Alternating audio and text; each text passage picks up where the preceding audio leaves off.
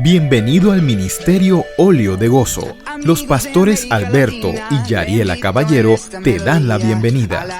Te invitamos a celebrar las maravillas de nuestro Dios. Únete a nuestra transmisión del servicio dominical. Con ustedes, el pastor Alberto Caballero. Libro de Hechos, capítulo 17.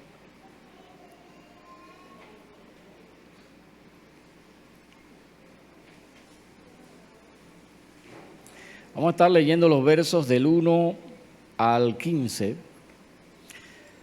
Hechos 17, capítulo 17, versos del 1 al 15. Nos ponemos en pie, en reverencia a la palabra del Señor.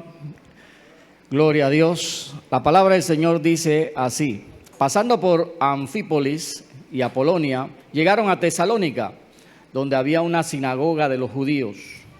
Y Pablo, como acostumbraba, fue a ellos, y por 3 días de reposo discutió con ellos, declarando y exponiendo por medio de las Escrituras que era necesario que el Cristo padeciese y resucitase de los muertos, y que Jesús, a quien yo os anuncio, decía él, es el Cristo. Y algunos de ellos creyeron y se juntaron con Pablo y con Silas, y de los griegos piadosos gran número, y mujeres nobles no pocas. Entonces los judíos que no creían, teniendo celos, tomaron consigo a algunos ociosos, hombres malos, y juntando una turba, alborotaron la ciudad, y asaltando la casa de Jasón, procuraban sacarlos al pueblo. Pero no hallándolos, trajeron a Jasón y a algunos hermanos ante las autoridades de la ciudad, gritando: estos que trastornan el mundo entero también han venido acá, a los cuales Jasón ha recibido, y todos estos contravienen los decretos de César, diciendo que hay otro rey, Jesús.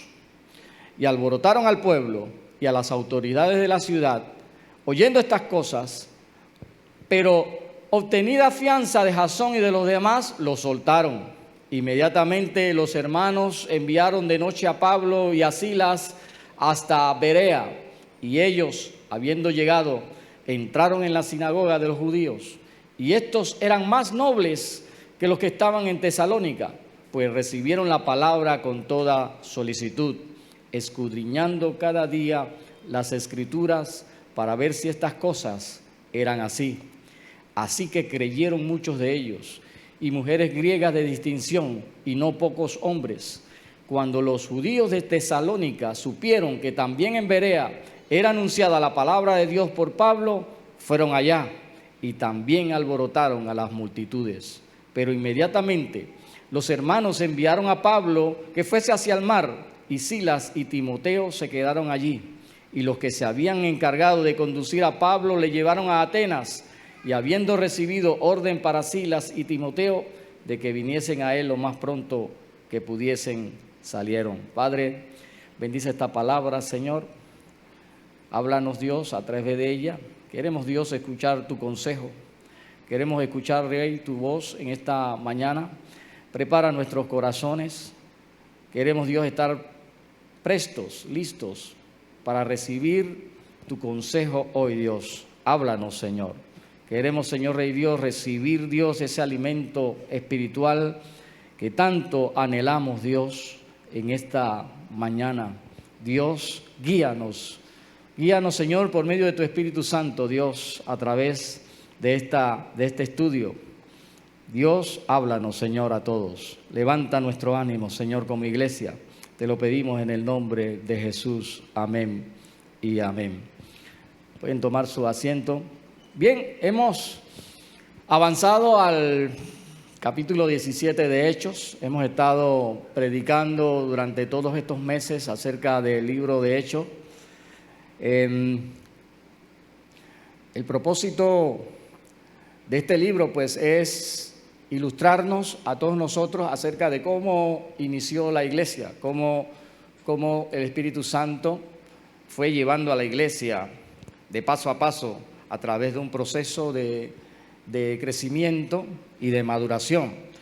Y son lecciones que nos han servido a todos porque el libro de hecho toca todos los temas que como iglesia debemos nosotros conocer, podemos encontrarlos en este libro. Hemos dejado atrás el capítulo 16, un capítulo en donde hemos aprendido mucho, un capítulo lleno de aventuras, lleno de emociones, en donde pasaron cosas muy interesantes y aprendimos principios y valores que podemos aplicar a nuestra vida y sobre todo a nuestra vida como iglesia. Y vamos a hacer un resumen para poder entrar en este nuevo capítulo de lo que dejamos inmediatamente atrás en el capítulo 16. En el capítulo 16 hablamos de cómo Pablo primeramente adoptaba un hijo espiritual. ¿Se acuerdan? Pablo adoptó un hijo espiritual, un chico, un joven llamado Timoteo. Y allí aprendimos de que ese deseo también debe estar en cada uno de nosotros, tener hijos espirituales, ¿se acuerdan? Tener hijos espirituales. Ese es un deseo que debe ser sembrado en cada uno de nosotros, que tengamos hijos. Que gritemos como Ana gritó, o dame hijos o me muero. Así debe ser la vida de un creyente. Dame hijos, Señor, espirituales. Dame un hijo espiritual al cual yo pueda ayudar a crecer. Pablo adopta a este joven llamado Timoteo y en esa ocasión hablábamos de quitar obstáculos porque Timoteo tenía un gran obstáculo para con los judíos. Él era mitad judío y mitad griego. Y entonces como que los judíos no lo aceptaban porque él no se había circuncidado. Y recordemos que Pablo lo circuncida a pesar de que ya Pablo había hablado en contra de la circuncisión de los gentiles. Pero lo hace para quitar un obstáculo, ese obstáculo que impedía que Timoteo desarrollara su ministerio. Y hablábamos de los obstáculos que nosotros también debemos quitar. Obstáculo que debemos quitar delante de aquellos que están empezando el camino cristiano. Estamos hablando de los nuevos creyentes. Nosotros, los que somos más maduros, debemos quitar obstáculos para los que están empezando y que puedan ser tropiezos para esos nuevos creyentes. Y muchas veces los obstáculos no son externos, los obstáculos somos nosotros mismos, que debemos cambiar nuestra actitud hacia los nuevos creyentes. Y cito unas palabras que dijimos esa vez, dice, en el ministerio de la iglesia, el ganar alma es nuestro negocio. El ganar alma es el negocio de todos nosotros, porque ese es el negocio de nuestro Padre. Nosotros hemos heredado de nuestro Padre, así como en la familia los hijos heredan el negocio de los padres o el negocio que trajeron los abuelos. Nosotros hemos heredado el negocio de nuestro Padre y el negocio de nuestro Padre es ganar almas, es hacer hijos espirituales y ese también es nuestro negocio. Ese es el negocio de nosotros, la iglesia de los hijos del Señor. Y debemos hacer todo lo que esté a nuestro alcance para ganar almas para el Señor. Amén. ¿Cuántos están de acuerdo con eso? Y no solo para ganar almas, para conservar las almas. Ese es parte del negocio.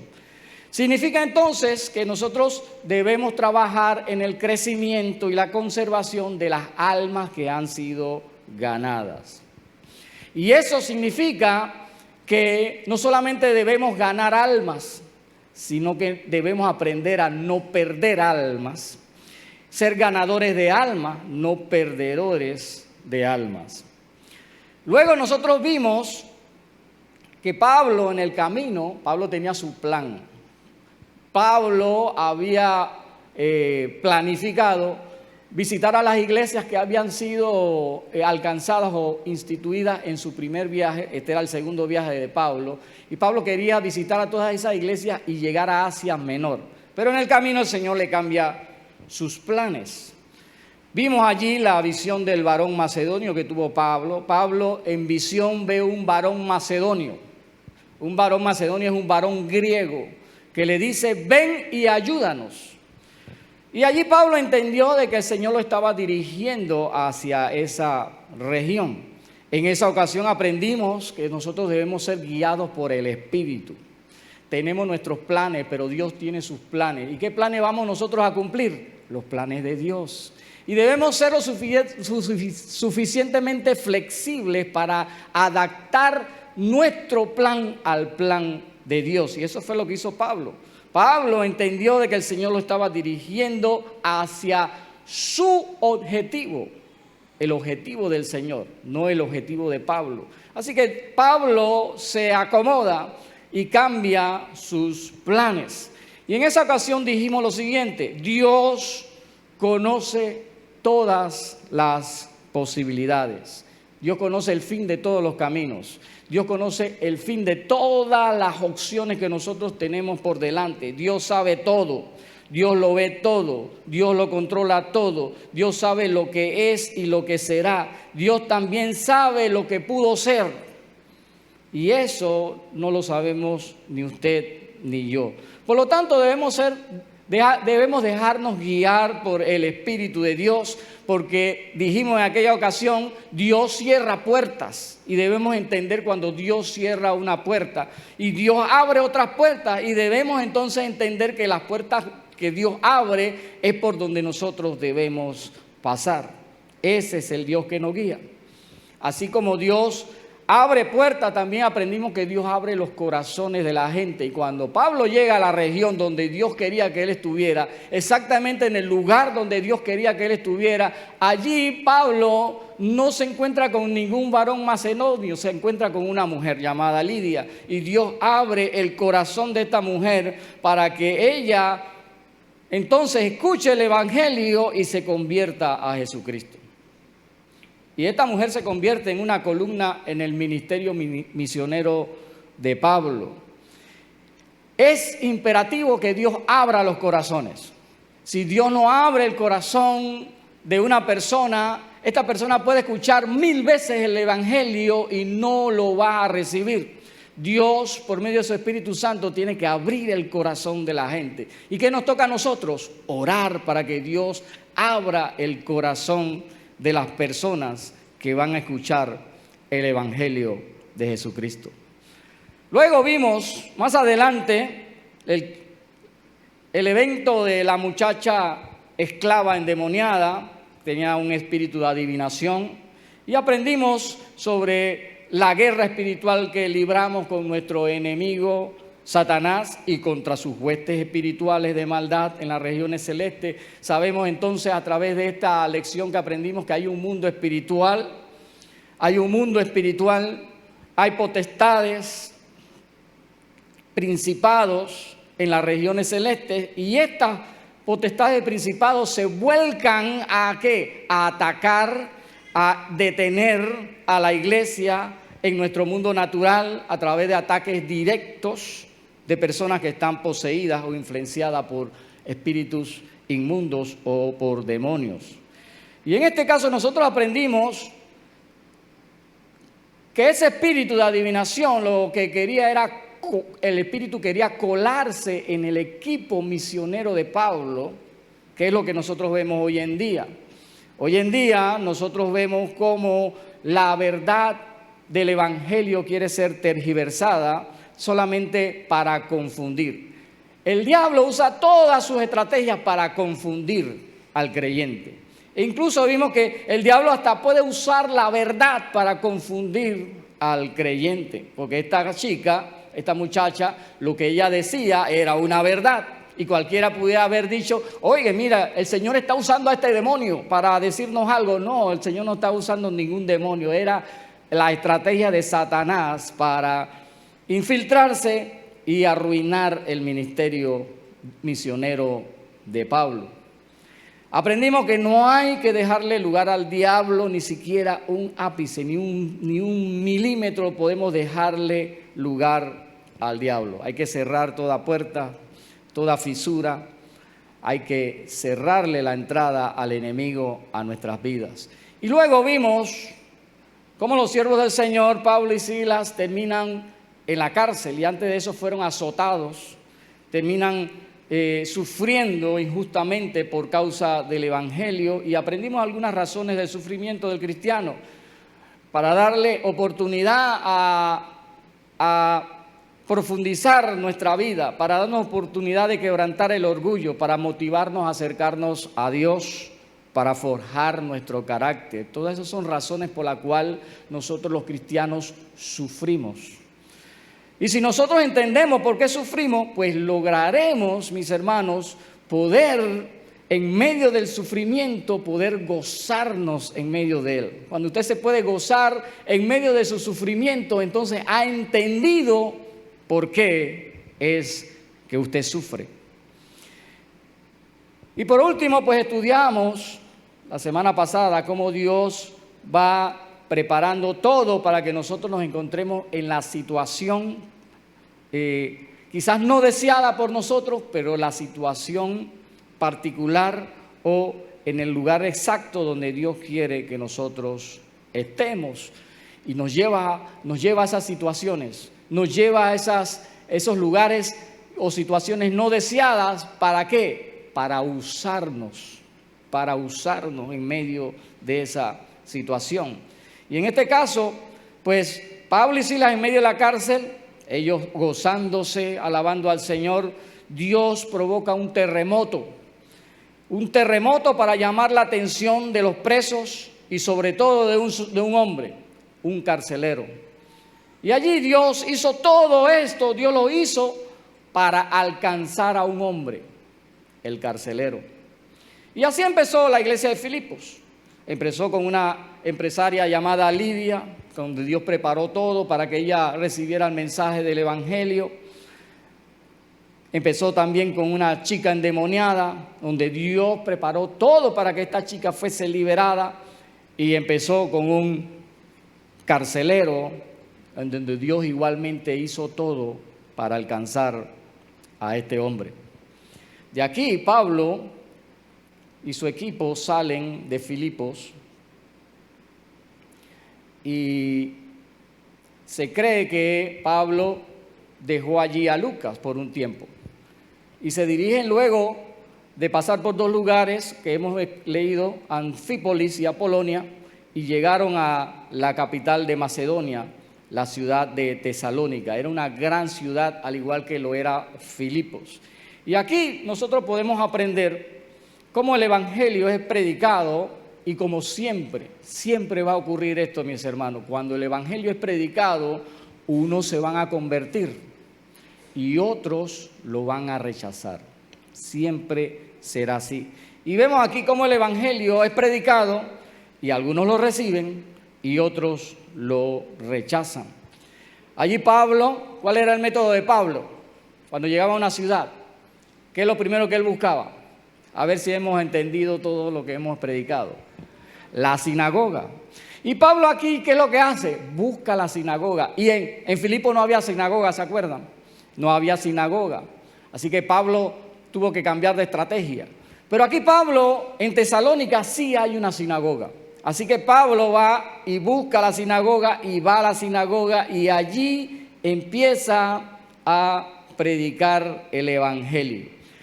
Allí en la sinagoga y en todas las sinagogas, en aquel entonces, se permitía que no solamente los judíos se reunieran, sino que también le daban cierto lugar a los que no eran judíos, pero que eran simpatizantes de la fe judía. En este caso eran gentiles. Gentiles que aquí le llaman los griegos devotos. Le llamaban devotos porque ellos pues conocían a Jehová Dios, sin embargo no eran judíos, pero sí tenían esa fe. Ellos conocían la palabra y se reunían con los judíos a escuchar la palabra en las sinagogas. Así que cuando Pablo predica en la sinagoga, no solamente le predica a los judíos, sino que también le predica a los gentiles que ya están allí presentes. Recuerden que Pablo fue llamado a predicarle a los judíos, a los gentiles, sí, pero primeramente a predicarle a sus hermanos judíos. Había un celo en Pablo de que sus hermanos se convirtieran. Así que Pablo siempre buscaba la sinagoga para predicarle a sus hermanos y allí aprovechaba para que los gentiles también pudieran conocer al Señor Jesucristo. Y allí había muchos de ellos presentes cuando Pablo enseñaba y exponía por medio de la Escritura el Evangelio. El verso 2 nos dice que Pablo, durante 3 días de reposo, porque ellos iban a la sinagoga el día de reposo. Dice la palabra que Pablo discutía. Y la palabra discutir es la palabra griega dialegomai. Y dialegomai, ¿qué les recuerda a ustedes? Diálogo. Lo que Pablo no es que se ponía a dime que te diré con los judíos, sino que ellos dialogaban. Ellos discutían de manera formal la palabra del Señor. Pablo lo que estaba haciendo era dialogando, intercambiando ideas con los judíos. Aquí Pablo va a la sinagoga a dialogar sobre las Escrituras. Y eso es lo que los judíos acostumbraban a hacer en las sinagogas. Ellos iban a estudiar las Escrituras. Así que Pablo va y aprovecha que ellos están estudiando las Escrituras. ¿Para qué? Para dialogar con ellos acerca de lo que las Escrituras decían del Mesías. Pablo dialoga, discute de una manera constructiva. Pablo utiliza ¿qué? Las Escrituras. Pablo no va con sus palabras elocuentes a tratar de convencerlos a ellos de que Cristo es el Mesías. Pablo utiliza las Escrituras que ellos mismos están estudiando y discutiendo para hacerles ver la figura de Cristo como el Mesías. Y dice el texto aquí que Pablo les declaraba, que es la palabra dianoigo, y que quiere decir que les abría las Escrituras. Les abría las Escrituras para que ellos pudieran ver quizás lo que no habían visto en ellas. Les exponía con sencillez y claridad, le demostraba con la Escritura. Dice que era necesario que el Cristo padeciese y resucitase de los muertos, y que Jesús, a quien yo os anuncio, dice Pablo, Él es el Cristo, el Mesías. Ahora Pablo lo que está haciendo es persuadiendo, y persuadir pues significa de que yo estoy con argumentos, estoy tratando de cambiar tu pensamiento y cambiar sobre todo tu corazón.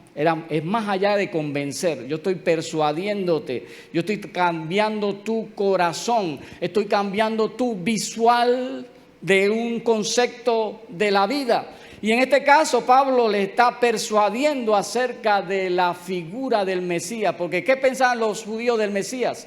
Que el Mesías era un paladín que iba a venir con su espada y su gran ejército y los iba a liberar del poder romano. Eso es lo que ellos pensaban.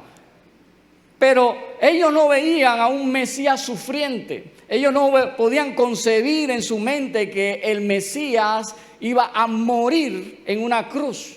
Eso era inconcebible para los judíos. Así que Pablo está usando la Escritura para demostrarle a estos judíos de que era necesario que el Mesías sufriera, muriera y resucitara. Ellos no lo habían visto así. Así que Pablo les demostró con evidencias a través de las Escrituras que era necesario que el Mesías padeciese y resucitase, y que ese Mesías era Jesús. Jesús era el Mesías, el Cristo. Él está demostrando quién es Jesús. Él está demostrando qué hizo Jesús. Y eso pues es lo mismo que nosotros no nos cansaremos de predicar.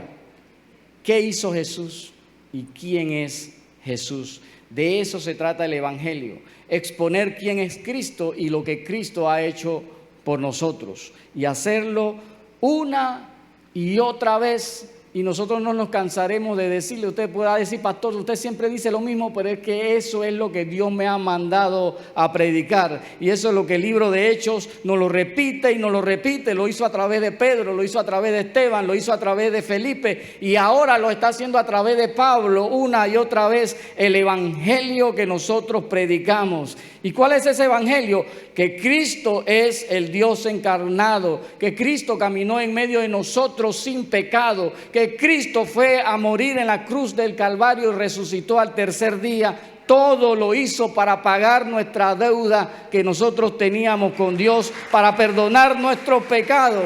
y para darnos vida eterna. Eso es el mensaje. Es un mensaje sencillo y no me cansaré de repetirlo hasta que todos nos lo aprendamos y lo recibamos. Eso es lo que hizo Pablo una y otra vez. Él no cambiaba su mensaje, era el mismo mensaje, porque solamente tenemos un solo mensaje. No hay otro evangelio. Y lo hizo esta vez dialogando, explicando, exponiendo, declarando, persuadiendo a través de la Escritura lo que Cristo es y lo que Cristo hizo por nosotros. El verso 4 nos dice que algunos judíos creyeron. Y una gran cantidad de gentiles también creyeron, griegos devotos. Y entre ellos muchas mujeres nobles, o sea, mujeres que en la ciudad eran de gran influencia. Recordemos cómo se trataban en aquellos tiempos las mujeres. Las mujeres prácticamente no contaban, pero aquí nos habla de mujeres que sí se destacaban dentro de la ciudad, tenían gran influencia. Esas mujeres creyeron. Y esto que sucedió aquí en Tesalónica, sucedió en todas las ciudades donde Pablo predicó el evangelio. Una gran cantidad de personas creyeron. Y Pablo predica el mismo mensaje. Él no cambia, la misma metodología, es el mismo evangelio y Pablo obtiene los mismos resultados. Sin embargo, en cada ciudad donde Pablo predicó, también había un grupo de personas que rechazaban el evangelio que predicaba Pablo. El verso 5 nos dice que los judíos que no creyeron tenían celos y buscaron gente mala que hicieran una turba y fueron a la casa de Jasón, uno de los que había creído, y donde Jasón le había dado hospedaje al grupo de misioneros, el equipo de Pablo. Allí ellos llegaron a la casa con una turba con el fin de sacar a los misioneros y llevarlos fuera de la ciudad o meterlos en la cárcel. Esto no era nuevo para Pablo. Ya Pablo a esta altura ya está acostumbrado a que lo persigan, a que lo castiguen, a que lo azoten, a que lo metan preso. Él ya está acostumbrado a estas cosas, porque donde él ha ido muchos creen y otros no creen. Y donde nosotros prediquemos, muchos creerán y muchos no creerán. Y los que no creerán se levantarán contra la predicación de la iglesia. Donde tú prediques habrá gente que cree y habrá gente que no cree. Y la gente que no cree se va a levantar contra ti. Y te va a decir que te calles. O te va a denunciar. O te va a levantar falso testimonio para obstaculizar la predicación del evangelio. Así que Pablo ya estaba acostumbrado a lo que los que no creían lo persiguieran, armaran escándalo, armaran turba. Lo mismo le pasó en Antioquía de Pisidia, le pasó en Iconio, le pasó en Listra, le pasó en Filipos. La predicación del evangelio tenemos que entender que también desata gente que se alborota en contra del evangelio. Así que esta turba fueron y no encontraron a Pablo ni a Silas, así que arremetieron ¿contra quién? Contra el dueño de la casa, contra Jasón. Jasón era ya creyente y en su casa se hacían quizás las reuniones de los hermanos que habían creído. Ellos lo acusan. Y es una acusación que inicia con una gran verdad. Esta acusación inicia con una gran verdad y es un cumplido lo que ellos dicen para nosotros los cristianos. Ellos dicen y nos califican a nosotros, porque yo me incluyo en lo que ellos están diciendo. Dicen: los que trastornan este mundo. Ellos estaban diciendo, en otras palabras, aquellos que están cambiando el mundo, están intentando cambiar el mundo, dice, han llegado a nuestra ciudad. Creo que Pablo, si hubiera estado allí, oyendo lo que esta turba estaba gritando, él hubiera tenido que responder: por supuesto que es así como ustedes están diciendo, nosotros hemos venido a trastornar el mundo. Denle un fuerte aplauso al Señor, porque es lo que nosotros hemos sido llamados a hacer. Hemos sido llamados a trastornar este mundo. a voltear al mundo, a revolucionar el mundo. Lo que pasaba es que estos que gritaban estas cosas, y sucede hoy en nuestros días también, piensan que el mundo está al derecho. Lo que dicen, tú vienes a cambiar el mundo porque piensan que el mundo está bien como está. ¿Sí o no? El mundo está bien y tú vienes a cambiar las cosas que para nosotros nos han funcionado a la perfección. Esto es lo que estos hombres estaban pensando. El mundo en que vivimos está derecho. Sin embargo, no se han dado cuenta de que el mundo en que ellos vivían y el mundo en que nosotros vivimos está pata para arriba. No es el mundo correcto que ellos piensan. El mundo no está derecho. No se han dado cuenta de que este mundo está más torcido que el rabo de un puerco. El mundo está torcido. El mundo está volteado de cabeza. Y la gente no se da cuenta. ¿Y qué es lo que hace el Evangelio o lo que intenta hacer el Evangelio? Colocar las cosas como deben estar, de la manera correcta.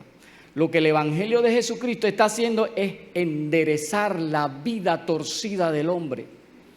Es intentar colocar al mundo como debería estar.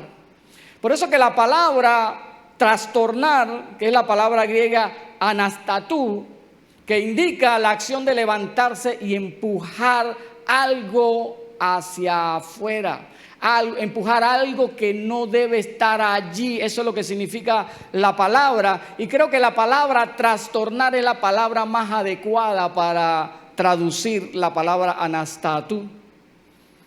Trastornar, porque trastornar significa agarrar algo y voltearlo. Trastornear significa girar algo que está mal colocado o que está bien colocado y girarlo, pero significa voltear. Eso es lo que significa. Es más, en el término en las Biblias de habla inglesa dice upside down, significa voltear. El Evangelio vino a voltear la vida del hombre. El Evangelio ha venido a voltear al mundo. Así que cuando nosotros nos gritan, cuando predicamos, ustedes quieren trastornar al mundo, ¿qué debemos decirles? Sí, muchas gracias por haberlo reconocido, porque exactamente eso es lo que nosotros hemos venido a hacer. Hemos venido a voltear al mundo. Queremos trastornar este mundo, porque hay que voltearlo, porque el mundo está en la posición equivocada. El Señor nos ha enseñado a través de su palabra que hay muchas cosas que el hombre piensa que son normales y que no lo son delante del Señor. Los caminos del Señor son muy diferentes. Los pensamientos del Señor son muy diferentes a los del ser humano. Para el hombre hay ciertas cosas que funcionan de una manera, pero no funcionan así para Dios. El mundo ve las cosas de una manera contraria muchas veces a como Dios las ve. ¿Y quién está equivocado? Algunos dicen, porque el Señor se equivocó. El Señor no está equivocado, estamos equivocados nosotros.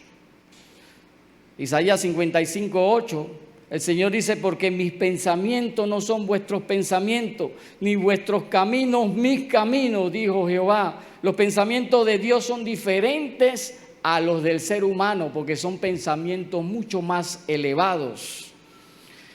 Y nuestro Señor Jesucristo era un experto en voltear la tortilla.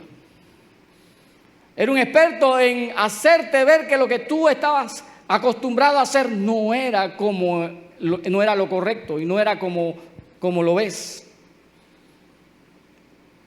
El reino de Dios no funciona como el mundo. Fue Jesús que nos enseñó en Mateo capítulo 5 muchos principios que eran contrarios a lo que el mundo pensaba. Él dijo, ustedes han oído que ojo por ojo, diente por diente. Pero yo digo, no resista al que es malo.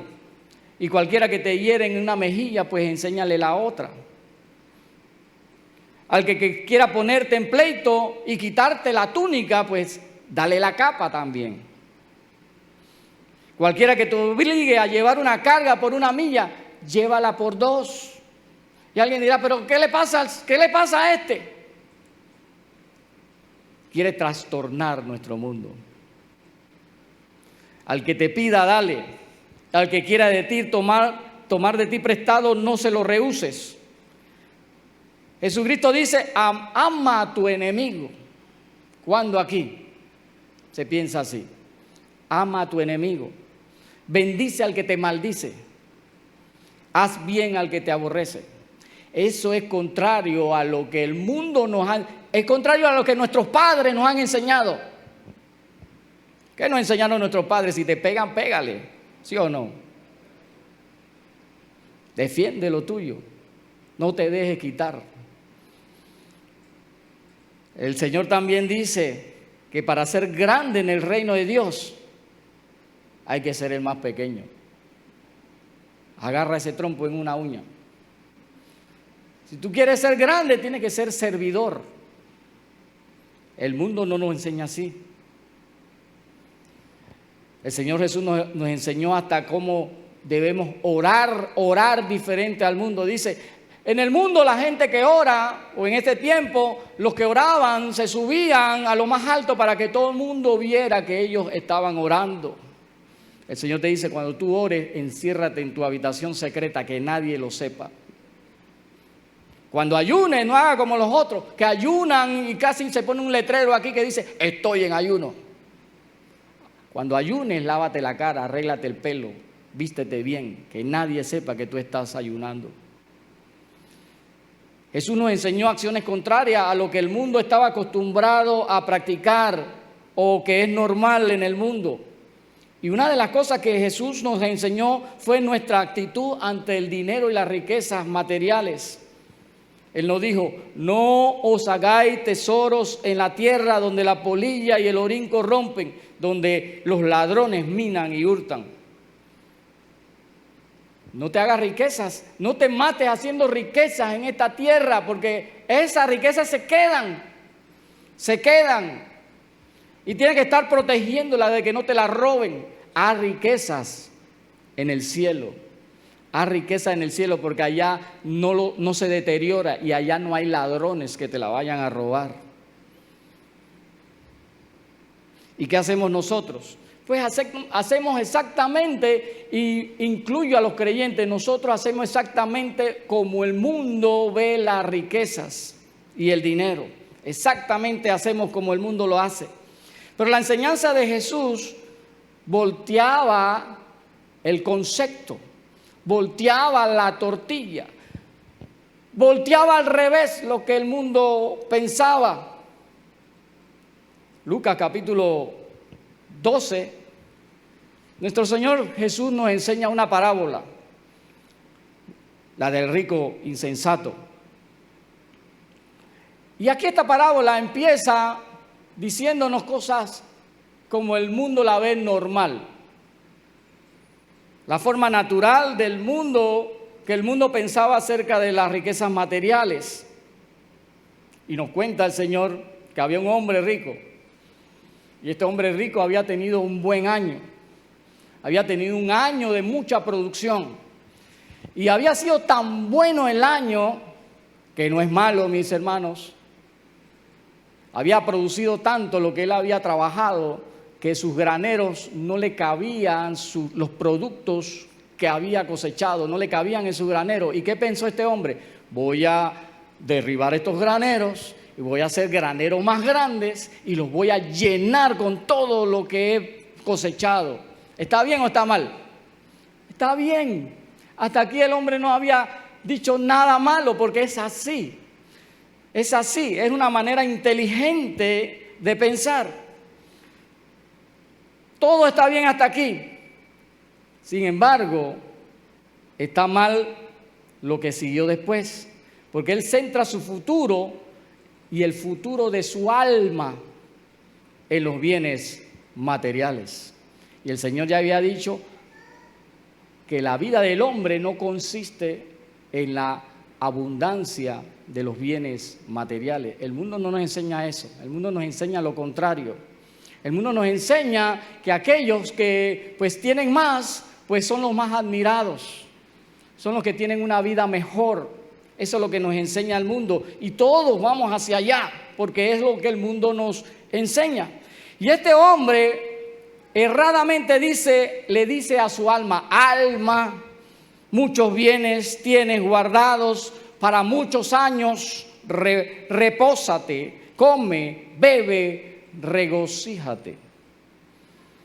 Y hoy en el mundo, y a nosotros mismos podríamos nosotros mencionar nombres de gente exitosa, porque ¿cómo el mundo llama a este tipo de personas? Exitosos. Exitosos.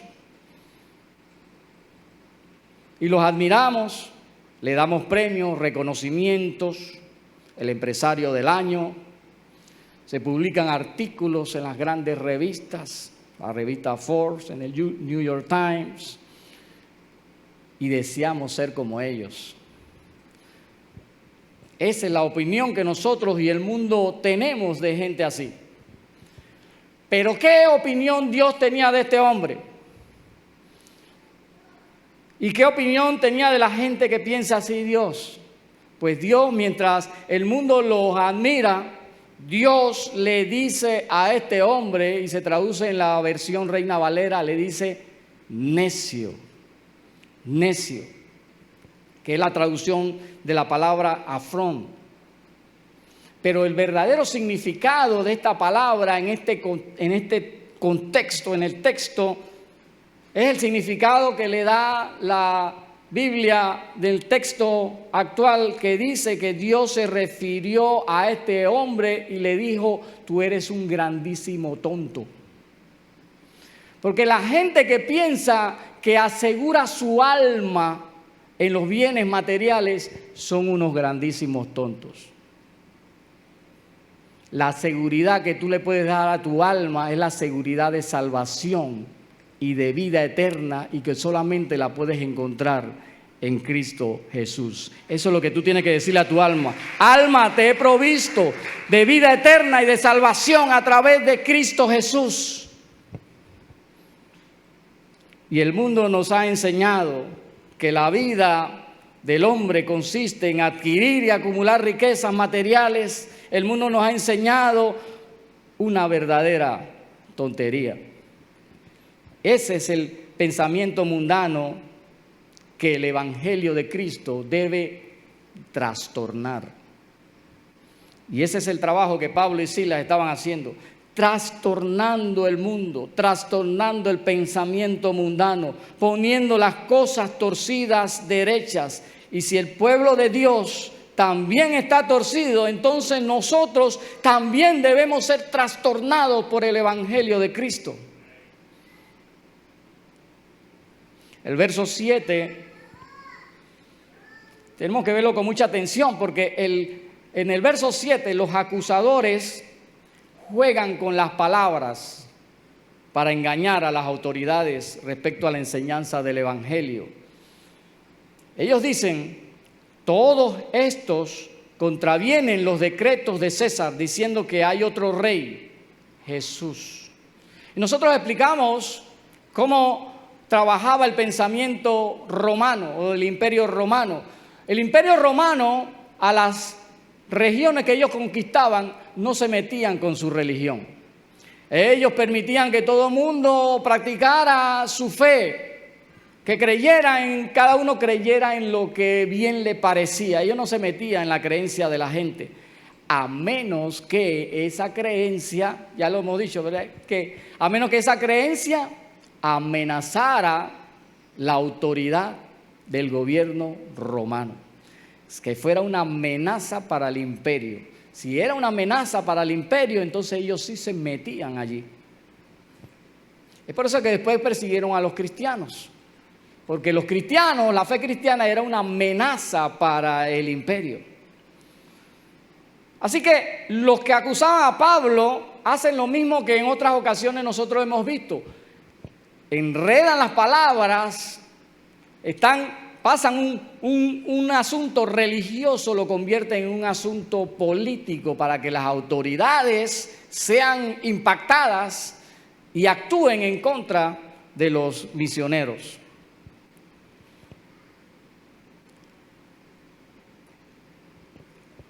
Cualquier creencia que amenazara el poder romano, las autoridades del César intervenían de manera dura y lo castigaban. Así que oír solamente de que hay otro rey, ellos usaron la palabra rey, porque cuando dicen hay otro rey, inmediatamente las autoridades quedan en luz roja. ¿Qué? ¿Otro rey? ¿Recuerdan cuando los magos de Oriente llegaron a Jerusalén y le preguntaron a Herodes, ¿dónde está el rey que ha nacido, el rey de los judíos? Herodes quedó activo de una vez. ¿Cómo que otro rey si el rey soy yo? Así era que tú podías incitar a las autoridades a tomar acción. Ahora, todos sabemos que el decir que Jesús es nuestro rey no debe perturbar a ninguna autoridad, porque ellos estaban diciendo una verdad, una media verdad, porque Jesús es nuestro rey. ¿Amén o no amén? Jesús es nuestro rey. Pero el que sea nuestro rey no perturba a ninguna autoridad, porque nuestro rey no tiene un carácter político. El mismo Jesús dijo, mi reino no es de este mundo. Nuestro Señor Jesucristo como rey no es un rey igual a los de este mundo. Nuestro rey es un rey muy superior a los reyes de este mundo. Es más, nuestro rey es el que pone reyes y quita reyes. Él es el Señor de señores, es el Rey de reyes. Una vez quisieron incomodar a nuestro Señor Jesús con el imperio. ¿Y se acuerdan cuando sacaron una moneda y le preguntaron al Señor Jesús, debemos pagar impuestos al César para hacerlo caer?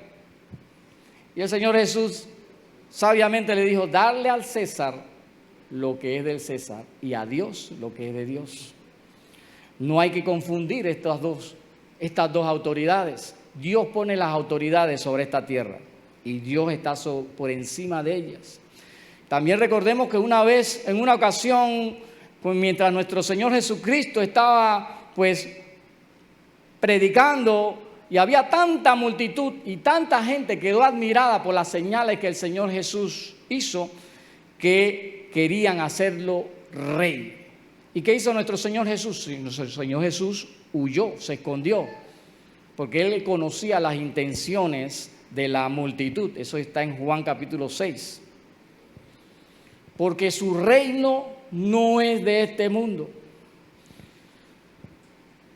Jesucristo entonces no representaba una amenaza para el imperio romano, una amenaza de subversión. Esa era una falsa acusación, era un juego de palabras que usaron los acusadores para impresionar a las autoridades. Sin embargo, la acusación debió ser para Pablo y su equipo y también debe ser para nosotros igualmente un cumplido. Que nos digan, tú estás predicando que Jesús es el Rey. Gracias, porque eso mismo es lo que estamos predicando. Tienes mucha razón. Todos allí presentes y también para nosotros, si Pablo predicaba que Jesús es el Rey, era porque Jesús es el Rey. Él es nuestro Rey. Él es nuestro Señor. A Él nosotros le rendimos obediencia. Claro que sí, nuestro Señor Jesucristo es nuestro Rey. La turba y las autoridades no entendían qué tipo de rey era Jesús. Él es el Rey eterno. No es un rey temporal como los otros reyes. Pero escucharon a Pablo predicar que Jesucristo es el Rey. Y nosotros también predicamos que Jesús es el Rey. Nosotros también declaramos que Jesús es el Rey. Nosotros también reconocemos que Jesucristo es nuestro Rey. Él es el Rey. Él es el Señor de nuestras vidas. A Él le damos le hemos dado toda autoridad sobre nosotros. A Él nos rendimos, a Él le obedecemos porque le hemos reconocido como el Rey y el Señor de nuestras vidas. ¿Cuánto le da un fuerte aplauso al Señor? Amén, gloria a Dios. Él es el Rey, Él es nuestro Rey. Esa es una verdad.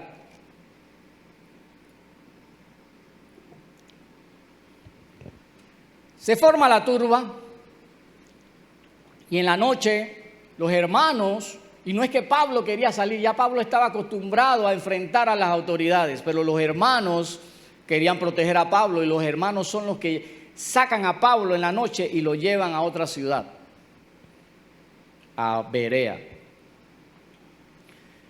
Y nos dice el texto que Pablo en Berea hace lo mismo. Pablo no se detiene. Pablo no se amedrenta. Pablo nuevamente en Berea, ¿qué hace? Busca la sinagoga. Busca la sinagoga y nuevamente predica el mismo evangelio. Él no cambia su mensaje. Lo mismo que hizo en la otra ciudad, en Tesalónica, hace lo mismo acá en Berea. Pero la palabra nos da un toque diferente en esta ciudad y nos dice que los de Berea eran más nobles que los de Tesalónica. ¿Qué significa esto de que eran más nobles? Algunas traducciones dicen que eran más buenos. Otras traducciones nos dicen que tenían un concepto más alto, una mentalidad más elevada. ¿Pero qué significa esto de que eran más nobles? Pues el mismo texto nos lo dice. El verso 11 nos dice, estos eran más nobles que los que estaban en Tesalónica. ¿Por qué? Porque recibieron la palabra con toda solicitud, escudriñando cada día las Escrituras para ver si estas cosas eran así. Por eso eran más nobles. Eran más nobles por estas dos razones. Primero, porque ellos recibieron la palabra con toda solicitud. ¿Y qué significa eso? La recibieron con entusiasmo. Alguien venía a enseñarles algo que quizás ellos no habían visto en las Escrituras y ellos quedaron entusiasmados por conocer lo que Pablo quería enseñarles. Se les despertó en ellos, lo que significa la palabra solicitud, se les despertó en ellos un hambre por conocer las Escrituras, un hambre por la palabra del Señor. La Nueva Versión Internacional dice con avidez.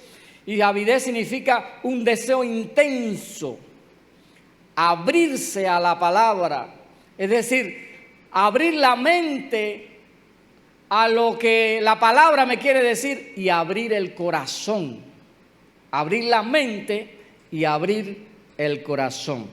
Y ambas cosas son necesarias para poder recibir lo que la palabra te quiere enseñar, la mente y el corazón. Muchos van con la mente abierta, pero con el corazón cerrado.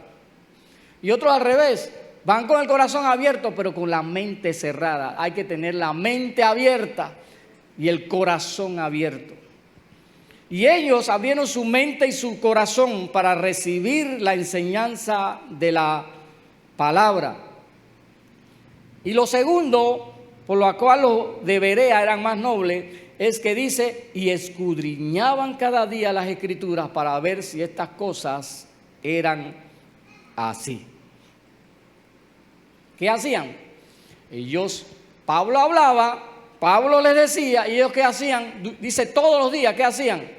Verificaban que lo que Pablo estaba diciendo era lo correcto en la palabra del Señor. Que Pablo no le estaba echando un cuento chino, que Pablo no les estaba diciendo mentiras, que Pablo no les estaba tratando de decir su propia opinión, sino que ellos confirmaban que lo que Pablo estaba enseñando era lo que estaba en la palabra del Señor. Yo veo que muchos toman apuntes. ¿Y toman apuntes para qué? Para ver si lo que yo estoy predicando es cierto que está en la palabra del Señor. ¿Cómo ustedes saben que yo no le estoy echando cuento?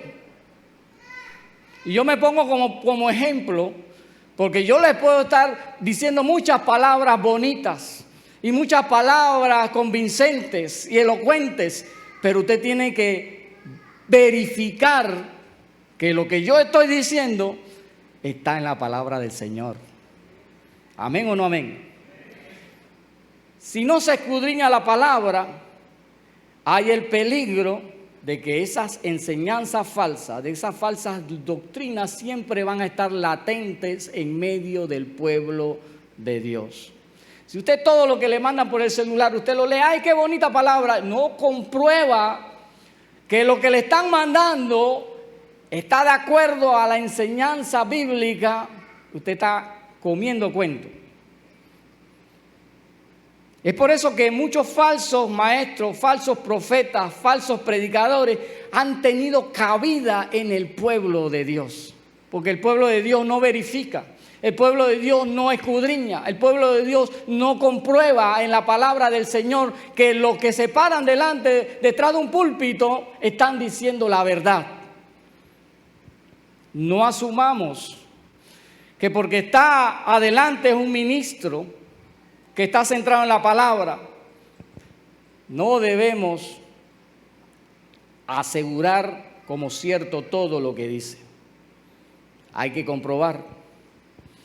Usted tiene que hacer lo mismo que los de Berea hicieron. Ellos escudriñaron las Escrituras para comprobar que lo que Pablo estaba hablando estaba de acuerdo a lo que la palabra del Señor decía. En otras palabras, a comprobar que lo que Pablo hablaba era verdad o no era verdad.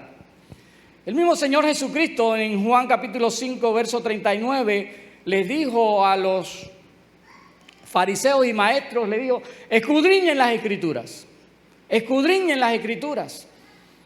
porque a vosotros os parece que en ellas tenéis la vida eterna. O sea que el Señor le está diciendo, a ustedes les parece que en la palabra del Señor hay vida eterna, pues estudienla, escudriñenla. ¿Por qué? Porque la palabra habla de mí, decía el Señor. No es que yo lo estoy diciendo, busquen en la palabra. Es por eso que Pablo fácilmente llegaba a las Escrituras y de las Escrituras él le demostraba que Jesús era el Mesías. Ellas dan testimonio de Cristo. Y los de Berea no escucharon a Pablo y dijeron inmediatamente, Pablo, lo que tú dices es muy interesante. Como nosotros a veces salimos de una predicación o de un culto diciendo, este predicador, pues lo que dijo fue muy interesante, este predicador me hizo reír mucho, este predicador fue muy entretenido, quiero escucharlo de nuevo. No, escudriña la palabra, comprueba lo que has recibido en la palabra del Señor, comprueba que lo que has escuchado es cierto o no es cierto. Y los de Berea lo hicieron, dice la palabra, diariamente. Todos los días ellos comprobaban que lo que Pablo decía era verdad o no era verdad. Ellos sabían una cosa, que en las Escrituras podemos encontrar la verdad. ¿Cuántos dicen amén? ¿Usted quiere conocer la verdad? La verdad está en las Escrituras. Pedro nos decía que la profecía más segura, escúcheme bien, la profecía más segura está en la palabra del Señor. Hay muchos que andan buscando profetas, que andan viendo a ver quién le dice algo. La profecía más segura está en la palabra del Señor. Está en la palabra de Dios. Como yo le decía antes, que decía un predicador, si tú quieres escuchar una voz que te dice la palabra, pues lee la Biblia en voz alta. Baja una aplicación de esas que tiene la Biblia hablada y pon a escuchar la profecía más segura. Si quieres escuchar a otro, pues. Y el resultado, nos dice el verso 12, dice que después que ellos escudriñaron y comprobaron que lo que Pablo decía era cierto, dice, creyeron muchos de ellos. Creyeron. Y mujeres griegas de distinción y no pocos hombres, muchos creyeron. Ese fue el resultado de escudriñar la palabra y encontrarse con la verdad de Dios. Y luego los versos finales nos muestran nuevamente cómo los alborotadores, porque aquí no hubo alborotadores, los alborotadores vinieron de la ciudad de Tesalónica, se dieron cuenta que Pablo estaba predicando en la ciudad que seguía, así que ellos fueron hasta allá también a alborotar a las multitudes. Pero me quedo con el pensamiento final de este texto, y es la actitud de Pablo. Pablo, nuevamente, él no quiere irse, pero debe irse porque los hermanos le dicen, tienes que irte porque cuando Pablo se iba, cesaba la persecución inmediatamente. Así que Pablo, pues, no le queda otro remedio que salir de la ciudad. Sin embargo, Pablo piensa mucho, no solamente en que haya conversiones, sino que haya discípulos. Él quería realizar la gran comisión de manera completa. ¿Y cuál es la gran comisión? Ir y hacer discípulos. No solamente ir y alcanzar oraciones de fe. Eso no es la gran comisión completa.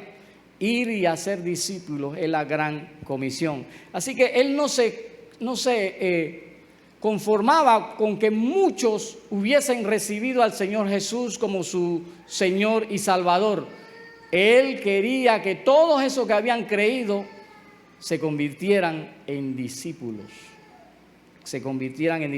Es por eso que él, al final de este texto, él deja a Timoteo y a Silas, los deja para que los que habían creído pudieran convertirse en discípulos, ir y hacer discípulos. Eso sí nos convertirá en trastornadores de este mundo. ¿Ya conoces nuestro canal ODGTV? Accesa ya al link en la bio de Instagram y mantente en contacto con una palabra de gozo y alegría para tu vida. No te pierdas este viernes a las 7:30 de la noche y el domingo a las 10 de la mañana. Estaremos en vivo. Que Dios te bendiga. Mi casa es tu casa, todo lo que tengo es tuyo, aquí en la tierra.